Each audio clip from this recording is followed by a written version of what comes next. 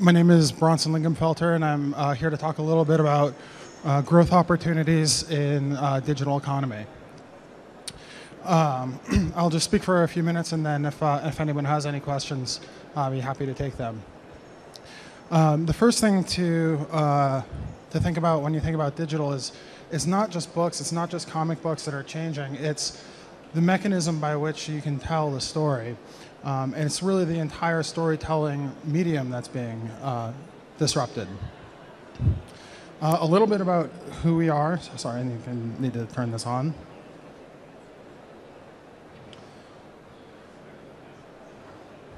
I'm with Comixology. We are the leading distributor of English language comic books.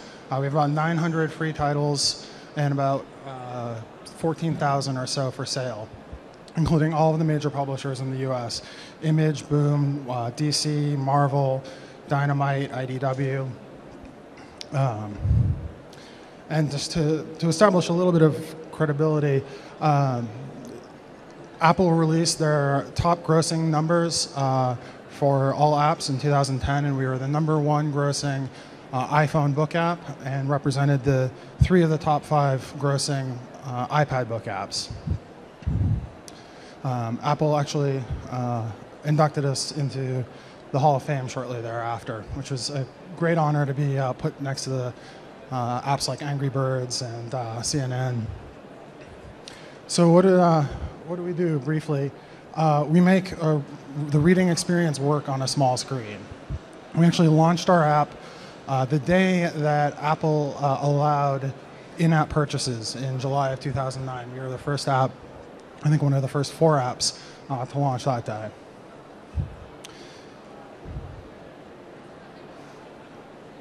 So I'll just give it another second. So what does that really mean? I mean, it's one thing to say that we do really well against the competition, but how does that work? And I think the key question is how do you engage your users? And that's the metrics that we focus on. So this is a little bit outdated before we relaunched the app about 5 or 6 weeks ago. But users spend about 15 times as much time on our app as the average book app. So now when you want to think about new markets, I want to start with where we're coming from, which is really the US print comic book market. It's a little bit different, I think, than really any of the European markets. The US print market is a direct market. There are about 2,000 comic book stores. That's the best estimate. The only company that knows won't tell anybody how many stores there actually are.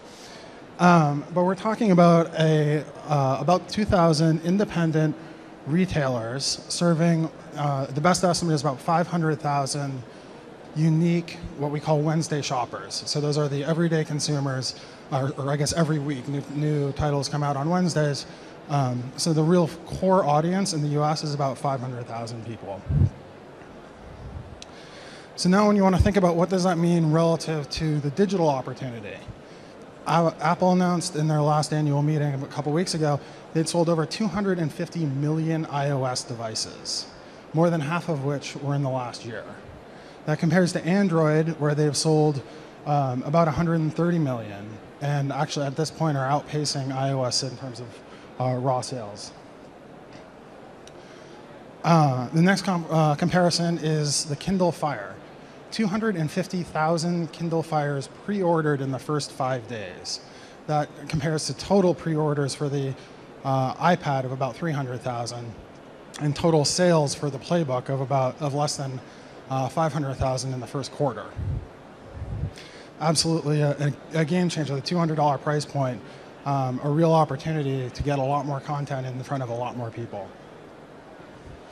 And then what does that mean for the comic audience? We've had our app downloaded on both Android and iOS more than 1 million times each. And I'm not talking about individual comic apps. I'm talking about our storefront app that has access to all 14,000 titles.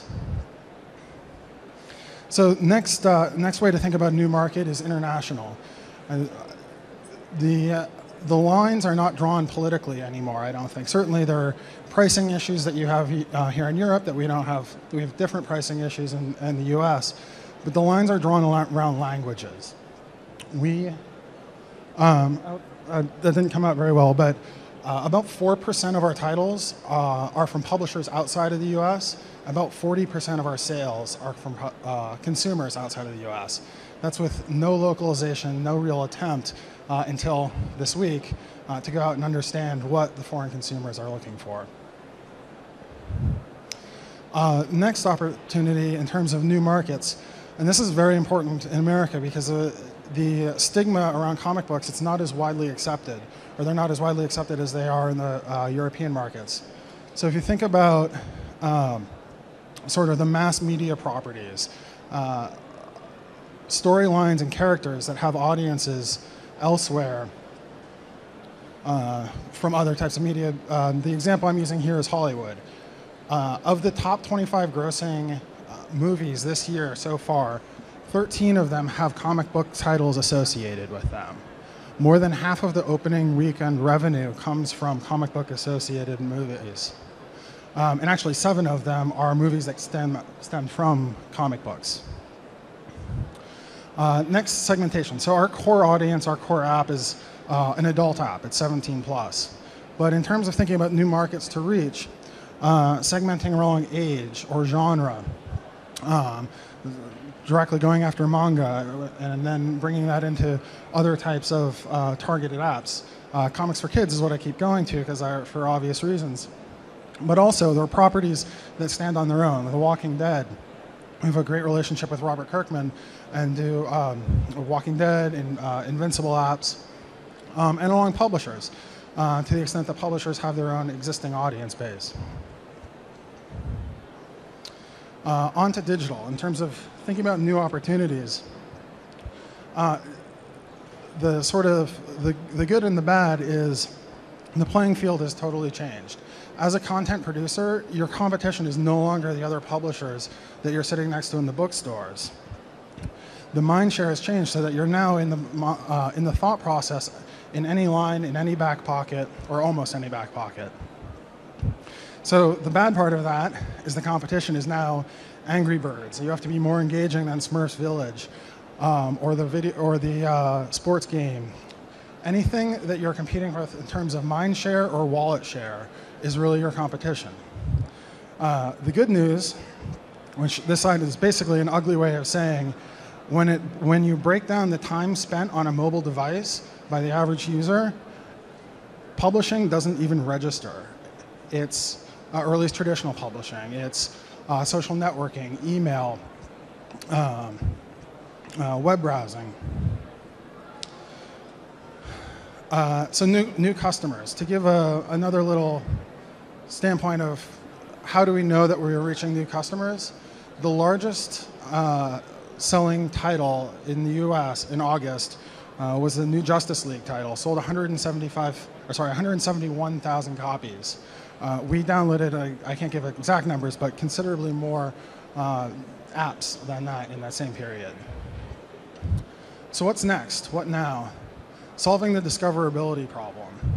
When you move from a traditional bricks and mortar or print market where the interaction is fairly static and fairly defined and has been for a very long time, into a digital world, you get to think about things engaging your user in a totally new way.